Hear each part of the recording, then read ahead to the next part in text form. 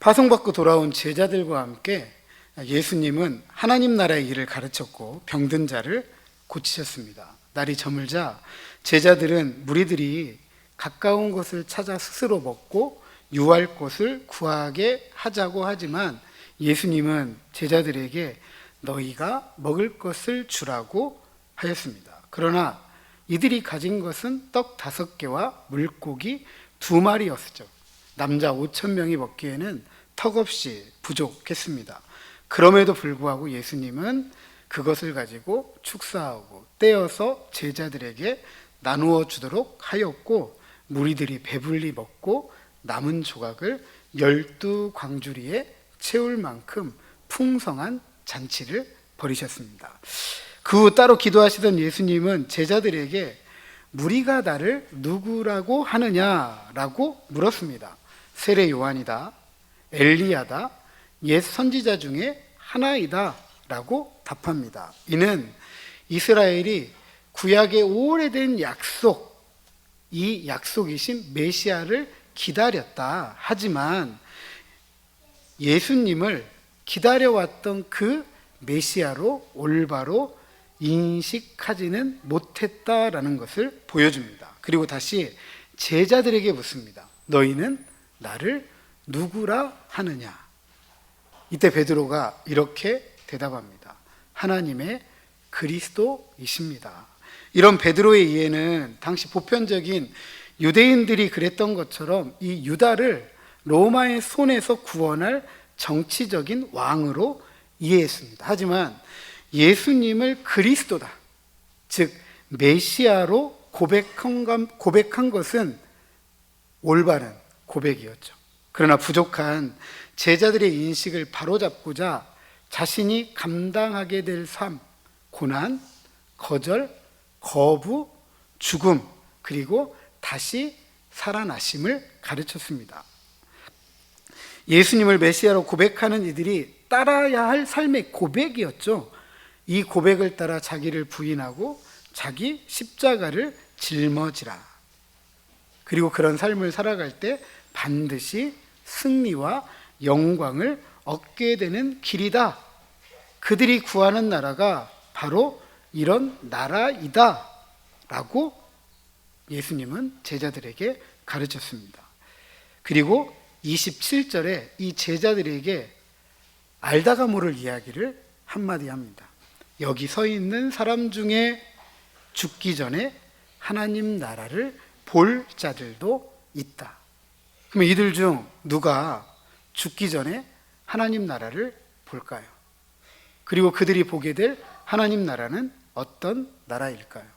오늘 본문은 베드로의 신앙 고백 후에 8일쯤 지난 후의 사건입니다. 예수님은 베드로와 요한 그리고 야고보를 데리고 기도하기 위해 산으로 오르셨습니다. 누가는 예수님께서 하나님께서 맡기신 사역을 감당하기 위해서 항상 기도하셨다. 그리고 뒤이어 일어나는 사건이 굉장히 중요하다라는 것을 강조합니다. 그러니까 예수님이 기도하는 사건은 그냥 하는 게 아니에요. 무엇인가 앞으로 일어날 중요한 사건을 예비하는 과정인 거죠. 29절에 예수님께서 기도하실 때 용모, 즉 얼굴과 신체가 변화되었고 옷이 휘어져서 광채가 났다고 합니다. 마가나 마태는 단순하게 예수님께서 변화되었다, 해같이 빛났다라고 언급하는 반면에 누가는 예수님의 얼굴이 다른 모습으로 변화되었다라고 하면서 이 변화의 초점을 시각적으로 강조하고 있습니다. 이런 얼굴과 신체의 변화는 옷조차 광채가 날 정도가 되었죠. 구약과 유대 전통에서 보면 사람의 얼굴은 마음의 거울이고 하나님과의 관계성을 보여주는 표시입니다. 옷은 신분의 상징이죠. 또한 빛나는 옷은 하늘의 영광을 의미합니다. 이런 예수님의 용모의 변화는 예수님의 신분을 가리키고 출애굽기 34장에 보면 모세의 영광과 비슷하게 기록되어져 있습니다. 물론 쓰여진 용어가 같지는 않지만 누가는 이런 예수님의 변화가 출애굽의 지도자였던 모세와 같다. 이 예수님은 새로운 출애굽을 기다리는 이스라엘의 두 번째 모세이다라고 암시를 해주는 겁니다. 그런데 갑자기 예수님의 변화와 함께 두 사람이 등장을 해요. 모세와 엘리야죠. 이들이 영광 중에 나타나 장차 예수님께서 예루살렘에서 별세하실 것을 말하였다라고 합니다. 하나씩 좀 살펴보도록 하겠습니다. 두 사람, 모세와 엘리야가 등장했습니다. 구약에 많은 사람들이 있을 텐데 왜 하필 모세와 엘리야가 등장했을까? 이 두 인물의 등장은 지금까지도 이 신학자들 사이에 많은 논란과 논쟁이 있습니다. 물론 모세와 엘리야의 등장이 예수님을 선지자 중 하나로 이해했던 무리들, 세례 요한이다, 엘리야다, 옛 선지자 중에 하나이다. 지금 예수님 앞에 모세와 엘리야가 등장했기 때문에 예수님이 모세도 아니고 엘리야가 아니다. 무리들이 예수님을 알고 있었던 그 인식이 틀렸다라고 말을 해주고 있습니다. 그리고 모세는 율법을 하나님께로 받았고 엘리야는 이 구약의 마지막 시대의 대표적인 선지자이기도 합니다. 그래서 모세와 엘리야는 율법과 선지자로서의 성취로서 예수님을 가리킨다라고 말을 합니다. 저는 신명기 18장 15절 네 하나님 여호와께서 너희 가운데 네 형제 중에서 너희를 위하여 나와 같은 선지자 하나를 일으키시리니 너희는 그의 말을 들을지니라. 그리고 말라기 4장 5절 이하 6절 보라 여호와의 크고 두려운 날이 이르기 전에 내가 선지자 엘리야를 너희에게 보내리니 그가 아버지의 마음을 자녀에게로 돌이키게 하고 자녀들의 마음을 그들의 아버지에게로 돌이키게 하리라. 돌이키지 아니하면 두렵건대 내가 와서 저주로 그 땅을 칠까 하노라 하시니라. 이 두 구절에서 한번 찾아보려고 합니다. 모세는 선지자 직분의 모형을 제시했고 엘리야는 종말의 소망을 보여줍니다. 다시 말하면 모세는 출애굽 사건을 회고하는 역할을 하고 엘리야는 종말에 하나님의 약속된 구원을 성취하는, 그것을 기대하도록 하는 인물입니다. 그래서 이어지는 구절에 이들이 예수님의 별세를 말했다고 합니다. 헬라어로 엑스더스, 별세로 번역하는데 문자적으로는 길을 떠나다, 그리고 우리가 잘 사용하는 것처럼 죽음을 말하기도 합니다. 하지만 엑스더스는 우리가 더 잘 아는 용어가 있습니다. 출애굽을 헬라어로 엑스더스라고 이야기해요. 모세가 이스라엘 민족을 애굽에서 이끌어 하나님의 위대한 구원 역사를 이루었던 그 사건, 출애굽, 엑스더스, 별세라고 합니다. 따라서 헬라어 이 엑스더스는 중의적인 의미를 담고 있는 거죠. 그것은 예수님께서 예루살렘에 올라가 죽음을 통해 회개로 이루어지는 희년의 하나님 나라를 위해 먼 길을 떠난다. 즉 새로운 출애굽을 통해 하나님 나라를 이루는 예수님의 큰 일을 지금 말하고 있는 것입니다. 그것을 누구와 함께 얘기한다고요? 모세. 처음 출애굽을 인도했던 모세와 약속된 종말의 구원의 소망을 말하는 엘리야와 함께 이 일을 이루실 예수님과 함께 대화를 하고 있는 것입니다. 이것은 앞서 베드로의 신앙 고백 후에 예수님께서 자신이 걸어갈 메시아의 길, 고난받는다, 거절당한다, 거부당한다, 죽임을 당한다 라고 가르친 것이 무엇인지를 정확하게 이해하도록 돕는 것입니다. 예수님은 예루살렘에 올라가서 고난받으시고 거절과 거부당하시고 죽임을 당하시는 사건을 통해서 종말에 약속된 구원을 이루실 바로 그 메시아 그리스도이다. 그래서 앞으로 누가복음 이어지는 이야기는 예수님께서 예루살렘으로 올라가는 이야기, 그 예루살렘에서 고난받고 거절당하고 거부당하고 죽임당하는 일이 기록되어져 있는 거예요. 이처럼 모세와 엘리야는 예수님께서 성취하실 새 출애굽, 죽음을 통해 이루어질 참 구원을 가리켰고 그들은 그 출애굽을 기다렸던 것입니다. 따라서 예수님은 모세보다 위대하다, 엘리야보다 뛰어나다, 나아가서 하나님의 특별한 사역을 위해 선택받은 메시아 그리스도이다라고 가르치고 있습니다. 그리고 이제 메시아 예수님께서 예루살렘 여행을 통해 새 출애굽을 그곳 예루살렘에서 시작하실 것입니다. 하지만 이 중요한 순간에 예수님과 함께 산에 올랐던 베드로와 요한과 야고보는 뭐 했다고요? 우리 성경에는 졸았다고 표현하지만 헬라 원문을 보면 깊이 잠잤다 이렇게 표현하고 있습니다.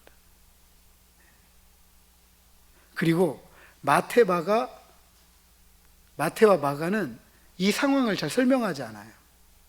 누가만 이 제자들이 깊이 잠들었다라고 소개를 합니다.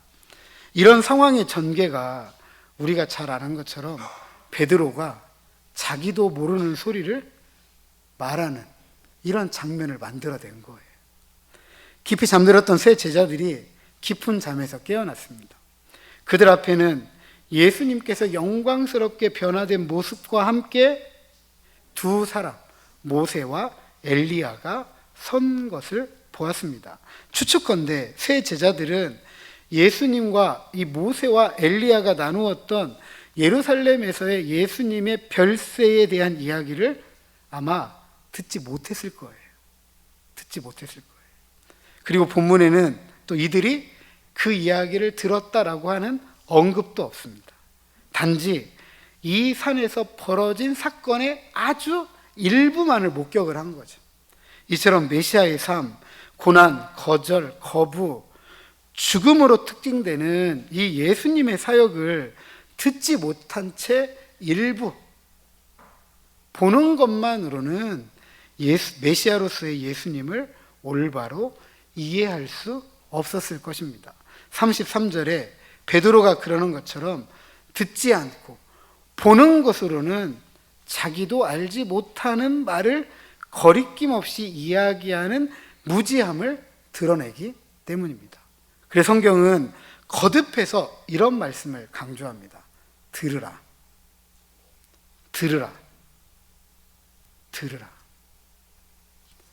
오늘 강론의 제목이기도 하지만 36절에 하늘에서 소리가 들립니다. 저를 한번 따라서 하십니다. 너희는 그의 말을 들으라. 한 번 더요. 너희는 그의 말을 들으라. 이처럼 본 것을 올바로 이해하고 전하기 위해서는 내가 본 것의 의미를 정확하게 알아야 하죠.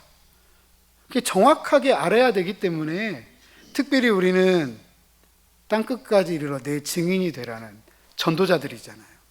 그러면 전도자들은 더 잘 알아야 되죠. 더 잘 이해해야 되죠. 그러려면 어떻게 해야 돼요?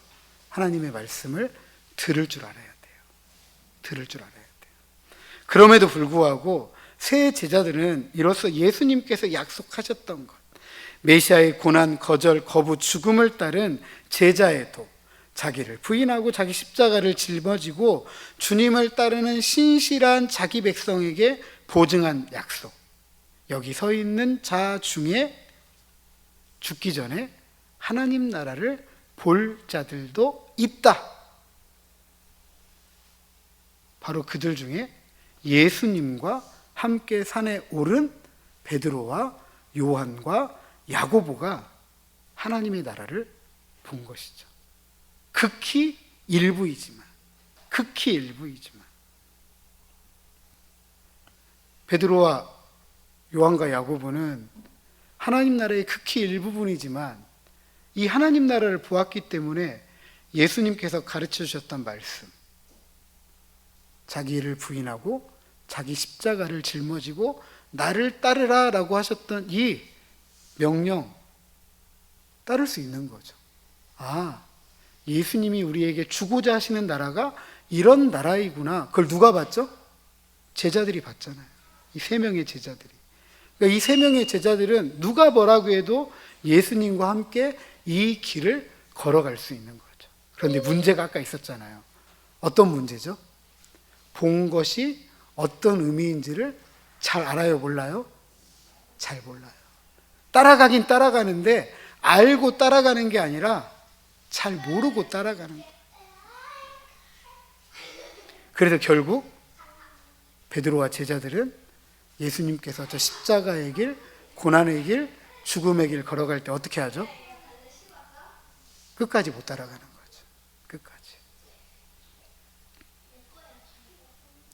세 제자들이 예루살렘에서 예수님의 별세를 듣지 못했기 때문에 그랬습니다. 그런데 아직도 잘 모르겠는데 그 순간에 모세와 엘리야가 떠나려고 합니다.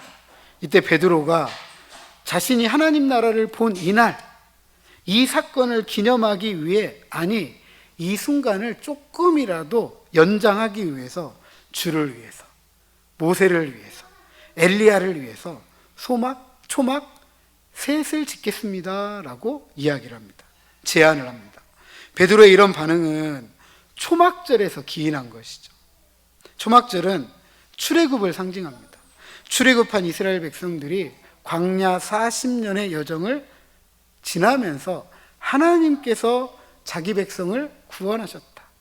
하나님께서 자기 백성을 보호하셨다. 필요한 것을 공급해 주셨다라는 그 사건을 기념하고 종말에 그런 메시아를 통해서 우리가 새로운 초막절을 경험할 것이다 라는 이 믿음을 가지고 베드로가 주를, 모세를 위해서, 엘리야를 위해서 초막절을 지키겠습니다. 초막을 짓겠습니다 라고 말한 것입니다. 그리고 이런 베드로의 고백은 확신에 찬 고백이었어요. 왜냐하면 바로 앞에서 어떤 사건이 벌어졌어요. 굶주린 남자 5,000명, 오병이요, 떡 5개와 물고기 2마리로 먹이고 배부르게 먹이고 풍성하게 남았어요. 종말에 하나님 나라를 경험을 했던 거죠. 아, 이 예수님과 함께라면 하나님께서 필요한 것을 공급해 주시는 분이다. 이분은 바로 그런 메시아다라는 확신을 가지고 지금 고백하는 거예요. 앞서서 말씀드렸던 것처럼 베드로는 고난과 죽음, 고난과 거절과 거부와 죽음을 통해 이루어지는 하나님 나라가 아니라 예수님이 가진 힘과 권세를 가지고 세상을 한번 뒤엎어 보겠다라고 생각했던 인물인 거죠. 물론 종말의 소망에 대한 베드로의 기대가 긍정적이었음에도 불구하고 이 긍정적인 기대가 보통의 유대인들이 그랬던 것처럼 로마의 압제로부터 해방되는 유다에 대한 꿈과 소망은 예루살렘에서의 예수님의 별세, 출애굽과는 아주 다른 것입니다. 왜냐하면 예수님은 이전에 제국들의 왕처럼 힘으로 세상을 뒤바꾸는 메시아가 아니라 자신의 고난과 거절과 거부와 죽음으로 이루어지는 하나님 나라를 성취하실 메시아 그리스도이시기 때문입니다. 이런 베드로의 오해를 누가가 이렇게 평가하는 거예요. 33절 하반절, 자기가 하는 말을 자기도 알지 못하더라. 베드로로 대표되는 제자들은 여전히 예수님의 메시아 되심에 대하여 많은 오해가 있었던 거예요. 베드로는 예루살렘에서 예수님의 별세를 통해 이루어질 영광을 지금 이 산에서 붙잡아 두고 싶은 거예요.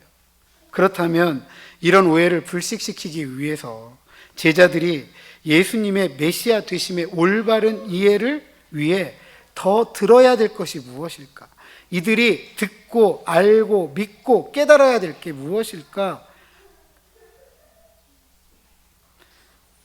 주를 위해서, 모세를 위해서, 엘리야를 위해서 초막을 짓겠다는 이 베드로의 제안에 예수님께서 대답하시기도 전에, 물론 대답하셨다고 할지라도 그 대답을 제자들이 올바로 이해했을지에 대한 의문이 있지만 바로 그때 구름이 그들을 덮었습니다. 이것은 베드로의 제안에 대한 일종의 하늘의 응답이죠. 구름은 하나님의 임재의 상징이고 구름기둥, 불기둥으로 이스라엘 백성들을 이끄셨던 것처럼 하나님의 이동 방식이기도 합니다. 하나님이 함께 하시는 자리는 초막이 필요한 자리가 아닌 거죠. 구름이 제자들을 덮은 것처럼 하나님이 함께 하시기 때문입니다. 그리고 그 하나님께서 함께 하신다는 임마누엘 메시아 예수님께서 지금 그들과 함께 하고 있습니다. 그러나 거룩한 하나님 앞에선 이 죄 많은 제자들 두렵지 않을 수 없었습니다. 이 두려움은 하나님께서 행하시는 크고 놀라운 위대한 일에 압도당한 인간의 경외감이죠. 마태는 얼굴을 땅에 엎드렸다고 할 만큼 그 두려움이 컸습니다. 이렇게 경외의 두려움에 가득 찬 제자들에게 소리가 들립니다. 마치 모세가 시내산에서 하나님의 음성을 들었던 것처럼 하나님께서 제자들에게 말씀하십니다. 우리 35절 하반절 이는 같이 한번 읽어보죠. 35절 하반절 시작. 나의 아들 곧 택함을 받은 자니 너희는 그의 말을 들으라. 아멘. 이런 하늘의 음성은 예수님께서 세례 요한에게 세례를 받았을 때 들려온 소리와 평행을 이룹니다. 근데 아주 중요한 차이가 있어요. 이 차이는 마태는 예수님께서 세례를 받을 때 하늘에서 이는 내 사랑하는 아들이요 내 기뻐하는 자라라는 음성을 들은 것으로 기억하는데, 누가는 다 생략하고 나의 아들 곧 택함을 받은 자다, 내가 택한 아들이라고 했습니다. 예수님과 관련하여 사용된 아들이라는 용어는 일반적으로 메시아와 관련된 것으로 해석합니다. 그런데 하늘의 소리를 통해서 예수님이 메시아다라고 확증을 해주는 거죠. 어느 누구에게 확증을 받는 게 아니라 하나님께로부터 확증을 받는 거예요. 그리고 이 확증은 하나님의 그리스도입니다라고 했던 베드로의 신앙 고백, 하늘이 뭐라고 이야기하는 거죠? 나의 택한 아들 맞다, 아멘이다라고 하는 거예요. 특별히 택함을 받은 자라는 표현은 이사야 42장 1절을 인용한 것인데, 내가 붙드는 나의 총, 나의 마음에 기뻐하는 자, 곧 내가 택한 사람을 보라. 내가 나의 영을 그에게 주었은즉 그가 이방의 정의를 베풀리라. 하나님께서 선택하신 하나님의 종을 가리키는 표현입니다. 이로써 예수님은 메시아이고 하나님의 종, 즉 하나님의 말씀을 이루고 성취하시는 분이다라고 가르치고 있습니다. 따라서 예수님은 유다를 로마의 압제에서 해방하는 왕이 될 거라고 꿈꾸고 있는 이 베드로와 제자들, 그리고 보편적인 유대인들의 생각이 틀렸다, 잘못됐다라고 지적을 하고 있습니다. 또한 하나님의 말씀을 이루고 성취하는 하나님의 종이기에 하나님의 말씀을 이루고 성취하기 위해서 누구를 따라야 되느냐? 나의 택한 아들 그리스도 예수를 따라야 된다. 그러니까 제자들은 그의 말, 예수님의 말씀을 들어야만 하는 거죠. 그래야 따라갈 수 있는 거잖아요. 이는 신명기 18장 15절 종말의 소망을 가르쳤던 모세가 암시했던 바로 그 선지자이신 예수님을 모세와 같은 선지자이다 뿐만 아니라 더 위대한 선지자이기 때문에 예수님을 통해 전해지는 하나님의 말씀에 귀를 기울여야 된다라고 가르치는 것입니다. 따라서 예수님을 하나님의 메시아 그리스도로 믿고 고백하는 신실한 제자들이라고 한다면 예수님에 대한 칭호에 맞게 그리스도, 메시아, 이 칭호에 걸맞은 지식을 배워야 되고 그것을 깨닫기 위해 듣고 익히고 배우고 깨닫고 믿어야 하는 것입니다. 다시 말해서 예루살렘에서 예수님의 별세, 고난과 거절과 거부와 그리고 죽음을 통해 하나님 나라가 이루어지는 것을 배워야 된다는 거예요.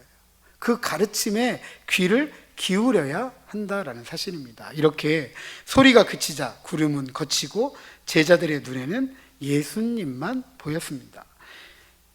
어안이 벙벙했던지 세 제자들 오랜 동안 잠잠했습니다. 그리고 어느 누구도 섣부르게 오늘 이 사건에 대해 침묵했습니다. 왜냐하면 이들은 예수님께로부터 배워야 될 것이, 깨달아야 될 것이 더 많아졌기 때문입니다. 우리 속담에 이런 속담이 있더라고요. 선무당이 뭐래요? 사람 잡는다. 어설픈 경험은요, 나도 너도 우리를 파멸시킬 수가 있습니다. 잘 아시는 것처럼 보편적 유대인들이 가지고 있던 예수님의 오해가 결국 메시아 그리스도이신 예수님을 십자가에 못 박았잖아요. 그토록 오랫동안 기다려왔고 그토록 자신들이 잘 안다고 생각했던 그 메시아, 근데 진짜 왔을 때는 알아봐요? 못 알아봐요? 못 알아보죠. 결국 진짜 메시아 그리스도이신 예수님을 십자가에 못 박아 죽여죠. 그리고 그들이 잘못을 깨달았을 때에는 그들의 잘못을 회개했어야 되잖아요. 그런데 회개하지 않고 그것을 덮기 위해서 더 큰 범죄를 저지르잖아요. 더 큰 범죄를. 올바로 알지 못하면 올바로 믿지 못해요. 올바로 믿지 못하면 올바로 살지 못합니다. 물론 성경의 이야기는 제자들이 올바른 믿음을 갖기까지 그 시간을 예수님의 부활과 성령의 임재까지 뒤로 미룹니다. 이를 통해 제자들은 고난과 거절, 거부 그리고 죽음을 넘어 그리스도의 영광과 승리를 이해하게 되죠. 그래서 그들이 세상으로 담대하게 달려갈 수 있었던 거예요. 그래서 우리는 끊임없이 예수님의 고난과 십자가를 통한 부활이 승리와 영광이라는 것을 올바로 이해할 때까지 듣고 배우고 듣는 일에 열심을 가져야만 하는 것입니다. 사랑하는 성도 여러분, 오늘 변화산 사건은 요단강에서 세례 요한에게 세례를 받으셨을 때처럼 구름 속에서 들린 하늘의 소리가 예수님이 메시아이다, 메시아 대신 예수님이 하나님의 종이다라고 우리에게 가르쳐주는 아주 중요한 사건입니다. 그것은 고난, 거절, 거부 그리고 죽음을 통해 이루어 성취할 별세, 즉 새 출애굽의 메시아로서 예수님을 고백하는 이들이 따라야 할 삶의 고백이에요. 자기를 부인하고 자기 십자가를 지고 주님을 따라야 되는 것입니다. 그리고 그것이 가져오는 결과가 무엇인지, 그 승리와 영광이 무엇인지에 대한 확증이 오늘 우리에게 주어진 거죠. 여기 서 있는 자 중에 죽기 전에 하나님 나라를 볼 자들도 있다. 하지만 여전히 우리는 하나님께서 말씀하시는 것, 예수님의 메시아 되심과 메시아 되신 예수님이 하나님의 종이라는 사실, 그리고 예수님께서 메시아로서 살아가야 될 삶의 방식, 그것을 통해 이루시는 새 출애굽을 통해 성취하는 하나님 나라, 그리고 우리가 신실하게 쫓아가야 될 자기 부인과 자기 십자가를 짊어지는 것, 잘 알아요, 몰라요? 잘 알아요, 몰라요? 잘 몰라요. 잘 몰라요. 잘 알면 아마 오늘날 교회가 이렇지 않을 거예요. 잘 알면 우리 시대의 성도들이 이렇게 살아가지 않을 거예요. 물론 아무것도 모른다는 것이 아닙니다. 그런데 우리가 아는 것이 너무 얄팍해요. 너무 희미해.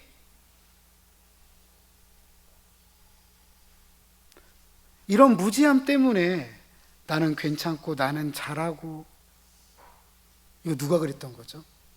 베드로가 그런 거죠. 여러분 얼마나 멋져요. 주를 위해, 모세를 위해, 엘리야를 위해 초막 짓겠습니다. 멋지지 않나요?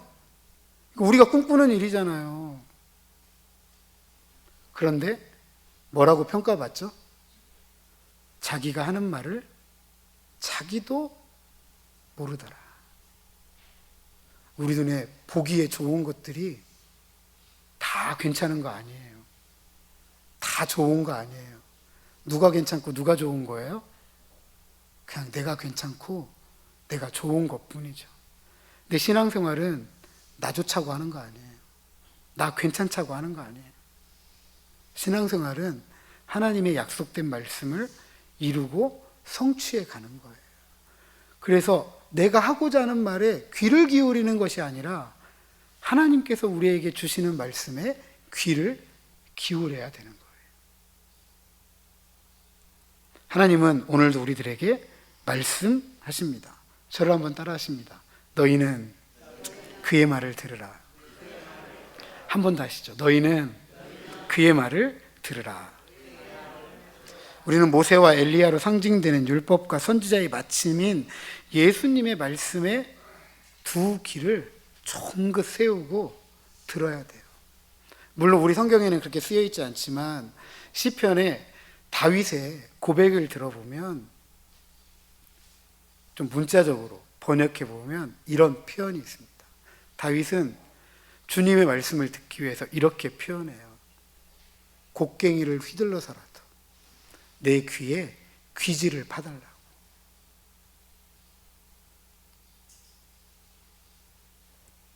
예수님은 이 땅에 보내신 하나님의 말씀이십니다.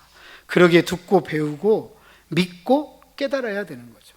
우리를 구원하는 이 이야기가 무엇인지, 이 구원의 이야기 속에 나는 어떤 사람인지, 이 구원의 이야기는 어떻게 진행되고 어떻게 끝나는지, 그 구원의 끝날을 소망하면서 오늘 우리는 어떻게 살아가야 하는지,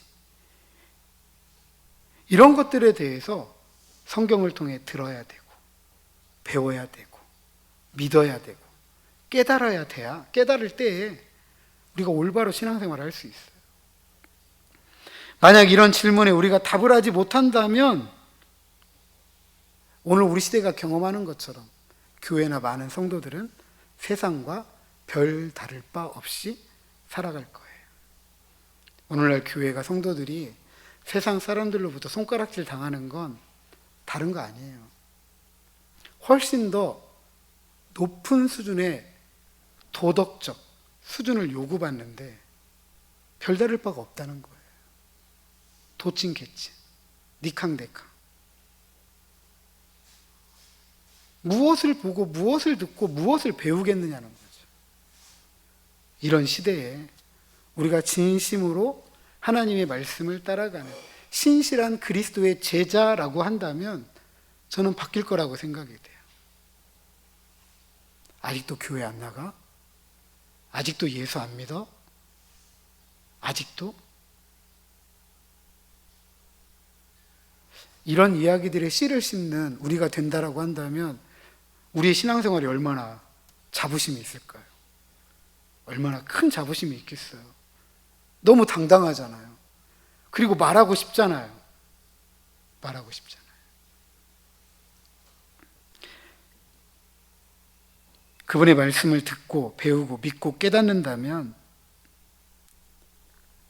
그래서 그분의 말씀에 순종하며 살아간다면 처음 창조와 그 약속을 새롭게 이루고 성취할 그 나라, 희년으로 특징되는 하나님 나라를 살아갈 수 있기 때문에 그렇습니다. 신실한 그리스도인, 즉 신실하게 그리스도를 따르는 제자들로서 그 나라를 소망하고 우리의 일상에서 새 출애굽을 위한 예수님의 생애를 따라 무겁고 힘들고 눈물 나고